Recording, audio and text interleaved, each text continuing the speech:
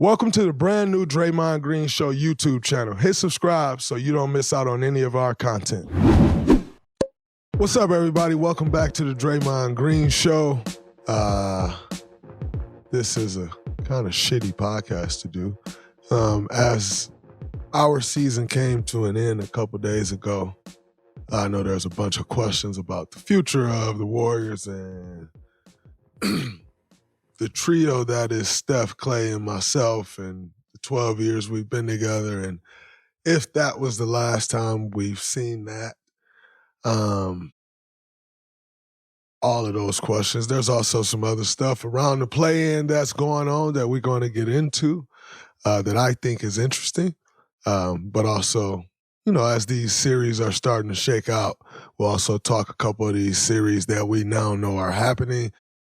And also, for those of y'all out there, make sure you go vote for the Webby Award. Today is the last day, so go check that out on the Twitter, on our page Twitter, the Volumes Twitter, Webby website. Vote for the show. We need that. Appreciate you. But let's get into the game. We got popped by the Kings. All right, the NBA season is in full swing, coming down the stretch. Then we move right into the playoffs in April, May, and June. I can't wait. Spice things up with DraftKings Sportsbook, an official sports betting partner of the NBA right now. All you have to do is put down $5 and get $150 instantly in bonus bets. Pretty good trade-off. I pay $5, I get $150. North Carolina listeners, do not forget. Welcome to the party. DraftKings Sportsbook now live in your state, North Carolina. Download the DraftKings Sportsbook app. Takes 90 seconds. The code is Colin, C-O-L-I-N. Again, 90 seconds. Download DraftKings Sportsbook app. Put in Colin. New customers bet $5, get $150 back in bonus bets instantly. That is the trade. All right? The code is always Colin. The crown is yours. 118-94 on Tuesday, which ended our season. I told y'all I hate that play-in. They were way more physical than us. They shot the ball way better than us. They dominated the game. But, like, it comes down to one game, NCAA tournament style, and that's just it. Like, you don't get it back. Like, you don't get another chance. And so I hate the play-in still. It's still absolutely incredible. It's great. It's like the worst great thing of all times. But it's been exciting. And, you know, it didn't go well for us. My thoughts on the game before we move forward. Steph, 22 on 8 for 16 shooting. What that says to me is, like, their defense was really good. Like, they defended us really well. Because Steph, 22 on 8 for 16 shooting, we just didn't find him enough shot opportunities. At 50%, 22 points. That's a very light night for Steph, but that's an efficient night, you know, and I think he was maybe 3 for 7 from 3 or something like that. And so, got to get our defense credit. Mike Brown, we know, is a defensive genius. You know, Mike got all my respect, especially when it comes to that side of the ball. And he had them guys ready to go. Their defensive game plan was great. You know, they did a good job on everybody. Klay was 0 for 10 from the field, 0 for 6 from 3. By the way, some shots that we know Klay is more than capable of making and normally does make, just couldn't get one to go that night. And again, it's one of those nights, right? Like, I think Klay only didn't score a bucket in his NBA career one other time.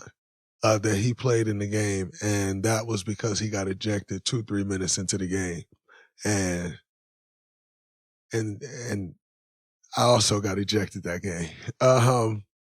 But that, you know, that's the only other time Klay didn't score in the game. So in saying that, that's the in-season tournament, right? Like, you end up in that situation and one night and the shots just don't fall.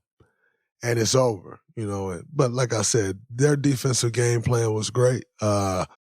Wiggs 4 for 11 from the field, JK 6 for 15 from the field, and they were 18 for 39 from the three. You know, like, we had a rough shooting night, and like I said, you got to give them some credit. They were flying around. I remember one play that stood out to me in particular. I caught the ball kind of at the elbow, and Trace was diving, and I kind of tried to lead him a bit to the lob. And Sabonis had just trapped the ball screen up top with Steph and sprinted all the way back to the rim and broke up the lob, and like they were flying around all night. And they just got the better of us that night. So that's what you have, when you're in this play-in situation. Our season overall as a whole, ironically, 46-36, 2 more wins than we had last year when we were the 6th seed, end up the 10th seed. Different West. And, like I said before, we blew some games that we should have easily won. I can count maybe 6-7 games on my 2 hands, right off the top of my head that, like, we gave away. We gave 2 OKC games away. Fouling at the end of the game on threes, both of them. Gave them away. Or we gave up the 3 to Chet, and then I fouled on the 3. That's 2 games we absolutely gave away. We gave away a game to the Clippers. Gave away a game to Chicago. Like, the list goes on and on. Joker hits a almost half-court shot against Denver in a game we were up 17. That's 5. And I can continue on. Point is, when you have those games, you have to close those games. The great teams close those games. And that's what separates good and great teams. And so when you look at those things,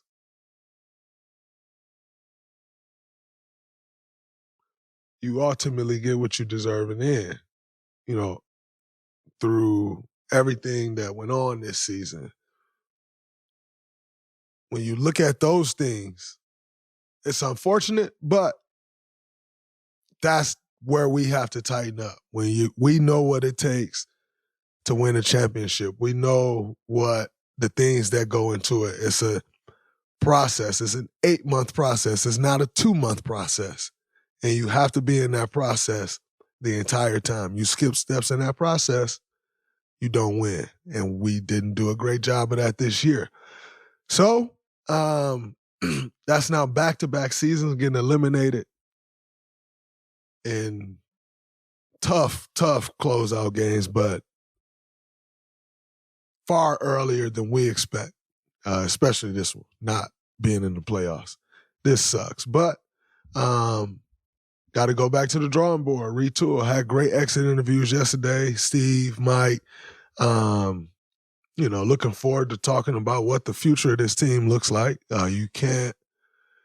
You're not allowed to make the playoffs and then think like, oh, everything's just going to stay the same. Like, that's not a realistic thing, especially for an organization that has experienced the success that we've now brought to this organization. You can't just think like, oh, it's going to stay the same and they're going to just look at. I don't expect that. When you're in a situation like this, all things are on the table. Like, you'd be crazy to go into it thinking like, oh, it's not, or I'm good, or like, nah, you're not, like, until you are. So I am looking forward to having these conversations, seeing what's next, what the thoughts are. Kind of had a few thoughts yesterday, but kind of just on this tight 20-minute schedule where everybody's kind of getting through their exit interviews. So looking forward to having those conversations. What does that mean for the big 3, the trio, all the names I've seen? I wish I had an answer for you. But what I do know is there's not one person in this organization that does not want Klay Thompson back here. Because I don't think there's one person around here that don't think we can't win again. Now, again, do you have to retool? Do you have to figure some things out? Do you need young guys to take steps? Yes, all of these things has to happen in organizations for them to continue to be successful. So yes, there are some tweaks that need to be made. Me personally, I don't think there's an overhaul that need to be made. I think there are tweaks that needs to be made. And if we can successfully make those tweaks, I think we put ourselves right back in the conversation. Klay will ultimately have to make a decision, and he'll go into free agency. He'll see, I'm sure, I know how this business goes. He'll see what's out there. He'll continue to talk to the Warriors. There will be negotiations that needs to be had. One thing I will say that I learned last year, and I had never been through in my career, free agency is not a fun place. Free agency kind of sucks. There are a couple people every now and then where free agency could be fun, but like the reality is free agency is like uncertainty. Like, and if there's anything all of us hate in life is uncertainty. You're always looking for certainty in whatever it is that you do. Free agency is like an uncertain place. You think your market is this. You think your market is that. That person over there thinks your market is this. Ultimately, it boils down to what is someone willing to offer you? I can think my market is whatever I wanted to think it is, but until I get to the free agency table and the offers start rolling in, you don't know what your market is. So I myself absolutely hated free agency. It sucks because you sit there and you go on about your life not knowing really what's next. And that's no fun place to be. And you're at the mercy of someone else seeing a value of something and putting a dollar amount on it. And then you figuring out what you think that dollar amount is and trying to somehow make it work. And in the process, feelings get hurt, relationships are broken. It's just the nature of it. It's really the shitty part of the business. So Klay will go into free agency and he will look around the market, I'm sure, because that's how you do these things. In any negotiation, that is with negotiating for toilet paper, and that is with negotiating for food, whatever it is, that's just how you go about it. So he'll do that. And I ultimately hope that he's back here, that we all can close this thing out together the way we've done it, continue to chase after the things that we know are out there for us, which is winning championships, continuing to bring more success to a franchise than anyone could ever imagine, besides Joe. Joe definitely imagined, but nobody else imagined. That is the goal. You don't have the opportunity to finish with the guys you started with often. And we have that opportunity. But like I said, ultimately, I know, like, when we started this journey, Klay was 21. Klay is 34. Life looks totally different at 34 than it did at 21. And so I ultimately know he has to make decisions for himself, for his life. And if there's one thing I hate is when guys like decide in free agency they're going to go somewhere else and then guys be mad like they left them. Like, oh, you left me. I'm upset at you. And like, we're beefing now for the media. Like, ain't never going to be that. Because I don't understand that. Like, someone make a personal decision for themselves, for their family, for their career, and then people get mad and be like, oh, I'm mad at, like, oh, F him. And like, that's whack to me. And so I personally want Klay to come back. We all do. But if Klay ultimately decides that he wants something else for himself, for his life, got my utmost love and support, because what we've done together can never be taken away. The brotherhood that we've built will not change at all. But we do want to finish. But I don't understand that corny stuff when guys like, oh, man, I'm like, in media beefing and stuff, we don't do that over here.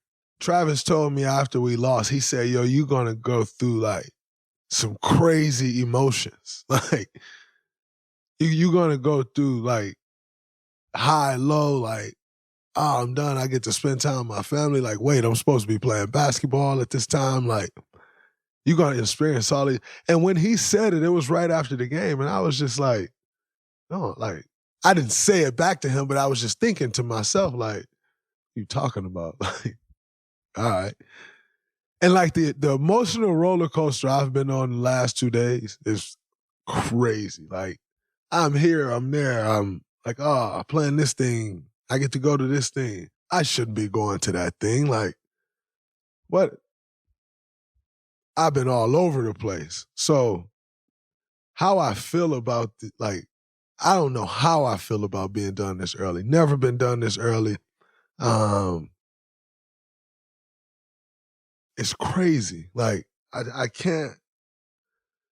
I don't know, man. It's the range of emotions right now is crazy, and I am not enjoying this at all. Playoff basketball is the most fun time of year. It's what I look forward to the most, and to not have that experience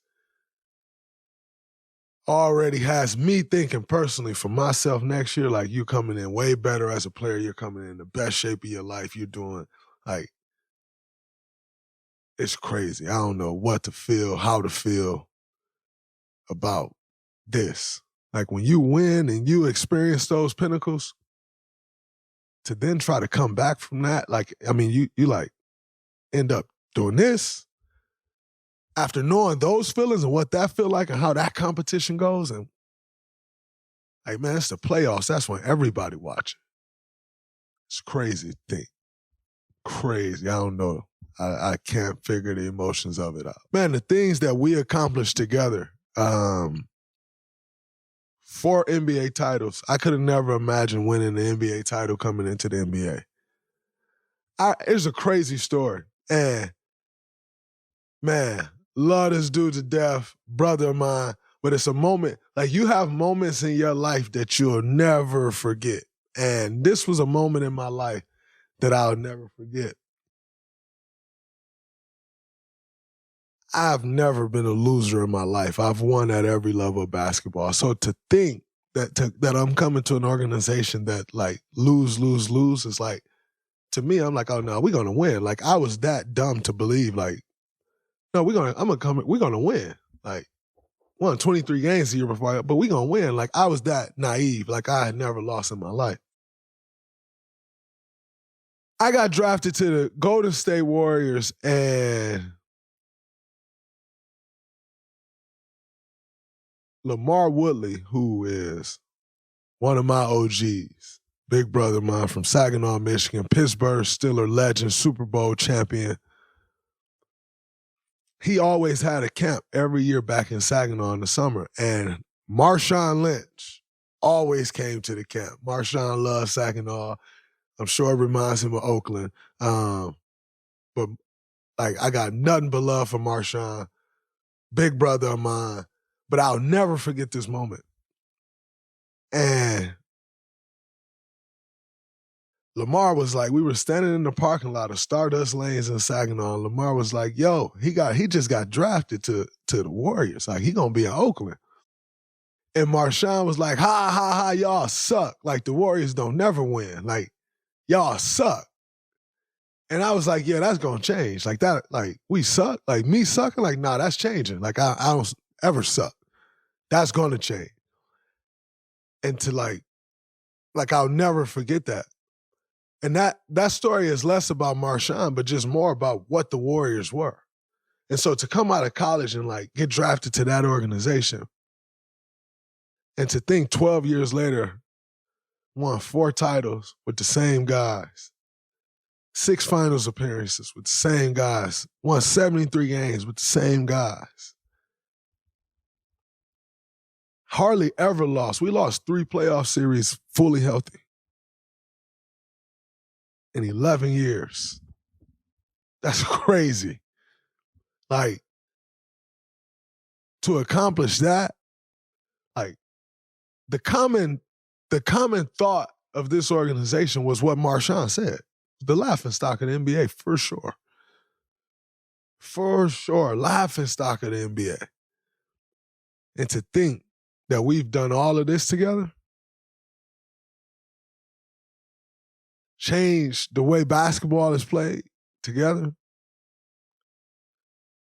changed the way championships are viewed these days. You got guys in the NBA talking about winning championships. Like, that was never the thing. Like, I've seen guys like have career nights and like after the career night, like, yeah, but we need to win a championship. Like, bro, that's a career night in the regular season. Like, that was never the conversation. But because of what we've accomplished and made it look like it's supposed to be done that way and made it look so easy, everybody think like, oh, now you're just going to win a championship. And then players get like devalued because they don't win a championship because that's the standard. But the reality is like, we did it on a level as good as anybody that's ever done it. And by the way, to Steph's point, which I love these moments because they never seem to not come true. Right after the game in the Kings locker room, I said, I love you, bro. It's like, I love you too. We ain't done. You right. Got it. Noted. Cool. We ain't. You right. So to think that, like, we've done these things, I love it. And we not done. So that's that. That's the end of the Dub season. That's a wrap. I am extremely grateful to finish year 12 in my career, year 12 healthy. I got so much gratitude. Like I told you, emotions are all over the place, but I can look at that and be like, man, second-round pick from Saginaw, Michigan, Michigan State University, getting drafted to the Golden State Warriors and being labeled a tweener, which was a death sentence when I was coming out in the draft. Second-round pick, although I was National Player of the Year. I just finished year 12 in the NBA. I got gray hairs now. I was just looking in the mirror. I got more gray hairs coming in up top. About to be full salt and pepper. But I'm still in the NBA, and I just finished year 12. So I got such gratitude for that. So that's that. Let's talk about these play-in games, man. We know the Kings now got the Pelicans without a Zion Williamson, who had 40 and 11 when he got hurt versus the Lakers, having one of the best games of his young career. And in the game that mattered. And I know everybody remember the chatter around him when they played in the play-in. You had, he's too fat, out of shape, waste of talent. Like, you know, he got destroyed in that play-in versus the Lakers, like embarrassed. And since then, it's been a different Zion. And he showed that night. And he had his team right there in it. 1 or 2 possession game, and he had to lead the game, and it's unfortunate.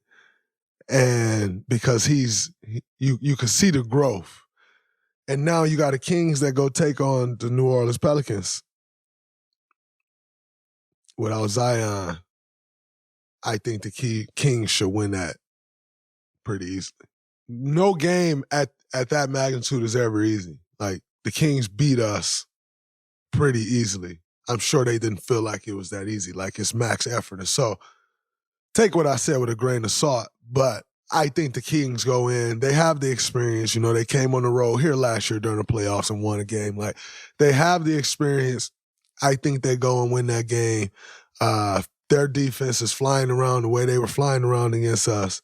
No Zion, that's Zion's 24 points or whatever he averaged on the floor, but that's like 50 to 55 points with his impact and people shrinking and them getting threes and pressure he puts on the rim and the defense collapse. You get a swing. Like, that's a huge loss. And they're not going to be able to overcome that, in my opinion. So that's what we're looking forward to in the West play-in. And on the other side in the play-in, we know the Sixers beat the Heat last night. We do know Jimmy Butler ended up hurt out the game. I think he hurt his knee earlier in the game, kind of played through it and then couldn't go anymore. We now know that Jimmy Butler has an MCL sprain and will be out several weeks, marking it probably the end of the Miami Heat season. Now, I say that, not saying that they can't necessarily win their next play-in game, but more so, even if they do, they face the Boston Celtics, and we'll get into that. Because I got something to say about that y'all probably going to get mad at. So let's say that for a little bit. But Joel Embiid last night made every play down the stretch, defensively and offensively. Offensive rebound, put back and one, dropped to Kelly Oubre and one, 2 big threes down the stretch, walking into him, taking the lead. Joel, who had not had a great game, actually had a pretty tough game, so much so that on the broadcast, they kept just talking about how hurt he was. Like, number one, let's stop doing that. He's out there, he's playing. Like, we get it. Coming back from an injury is definitely tough. You need that ramp up. But, like, Joel is great. And he showed that down the stretch, regardless of how I may feel, regardless of what the circumstances are. I'm going to make every play down the stretch that my team need because, as Paul Reed said, we ain't ducking nobody, but we wanted the New York Knicks. We think that's an easier team to beat.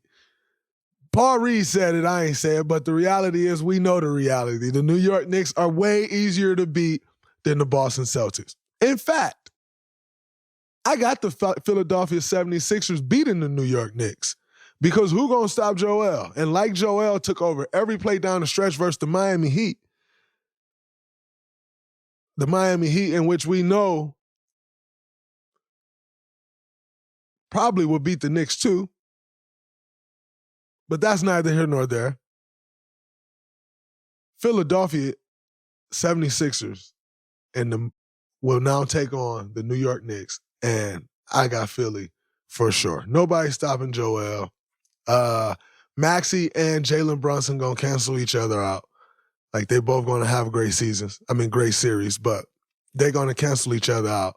And New York is not only do they not have Joel Embiid, but they're also missing Julius Randle. And, you can win regular season games missing Julius Randle. That's all fine and dandy. When you playing every other night, scouting reports aren't that great. Guys getting to their strong hands because scouting reports ain't that great, and you kind of just going game to game. This is a playoff series now, and you are missing an all-star, and that will now show because guys that may have been getting off, it's going to be a lot harder for them to get off when the scouting report is, I'm playing you for 7 games and we taking these things away. And so for me personally, that's why I got the Philadelphia 76ers winning easily. I mean, not easily, but I thought it was very interesting that Paul Reed came out and say that because it's exactly what everybody thought. They did not want to see Boston in the first round. They don't want to see Boston in the second round. They want to meet with Boston in the conference finals and then swing for the fences if that's possible. So they avoided that, and now you got the Bulls and you got the Miami Heat without Jimmy Butler. If there's any team that can go beat somebody without their star player, it is the Miami Heat. That is for sure. They always got guys that's just going to get off, play hard, well coached, scouting report going to be great, and do all of those things so the Miami Heat can compete. We know they sometimes take this for motivation, so I'm going to say it here first. I got the Chicago Bulls because DeMar DeRozan is going to make every play that he needs to make to win the game. DeMar will walk the ball up the court and get every shot they want, every shot that he wants them to get in this game. Remember, it's one game. It's not a series. He's going to walk the ball up, get every shot. Kobe White was incredible last night. 42 points, 6-7 assists, something like that, 5-6 rebounds. Kobe White was incredible. I don't see that changing. Yes, the defense will be tougher. I do think that. The defense will definitely be tougher versus the Miami Heat for Kobe White than it was. And the rim protection will be much different than it was for Kobe White yesterday. The rim protection, like Bam Adebayo, is elite rim protection. So I don't see Kobe getting to the cup like he did last night as often, as frequently. But Kobe also didn't shoot the 3 well last night. And we know he's capable of doing that. So that could be activated as well. But I got the Bulls taking this. You need your stars, you need your top dogs to play well in these moments. And I think it's going to be tough without Jimmy. They really need Jimmy out there.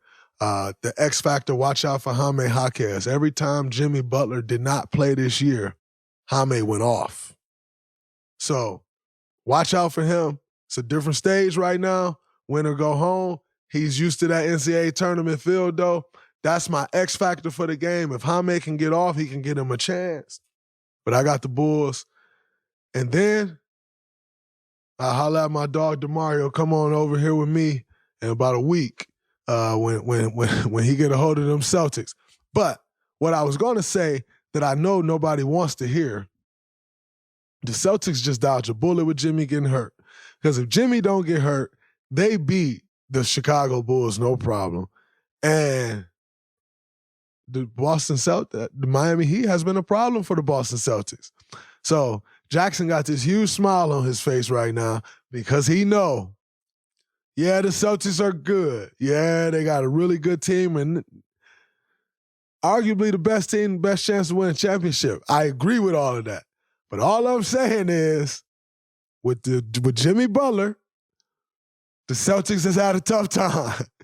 And no one wants to see anybody get hurt. That's never, I mean, I don't know about Boston fans. They different.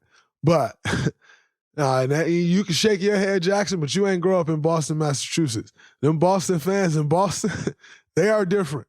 And I don't know what they think. I'm not just going to throw something out there on them. Maybe I will because who cares? But Jimmy Butler getting hurt, that was sent from heaven. Y'all make sure y'all take that. Receive the blessing, because that was a godsend for the Boston Celtics. The last thing Boston wanted to do was win 60-plus games and meet Jimmy Butler and the Miami Heat in the first round of the playoffs. Number one, the heart attack they would have had just by that happening, like, that'll tense you up a little bit. Like, like, we got them again? That's too much like right. So, Boston, y'all take that gift that was sent from heaven above. Y'all make sure y'all take advantage of that because, man, I would have loved to see that series. It's unfortunate. But however, I am wishing Jimmy well. MCLs could be tough. Hope it's just that. He can get back sooner rather than later, regardless of this season. You live that every day. So wishing Jimmy well. That's a wrap from this episode of the Draymond Green Show. We got some playoff stuff coming y'all way. I got nothing else to do, so why not break these games down for y'all, let y'all help y'all gain a better understanding of what to watch for, what adjustments could possibly be made, should be made. This, that, and other from a champ. Yours truly. Till next time, that's a wrap. Peace.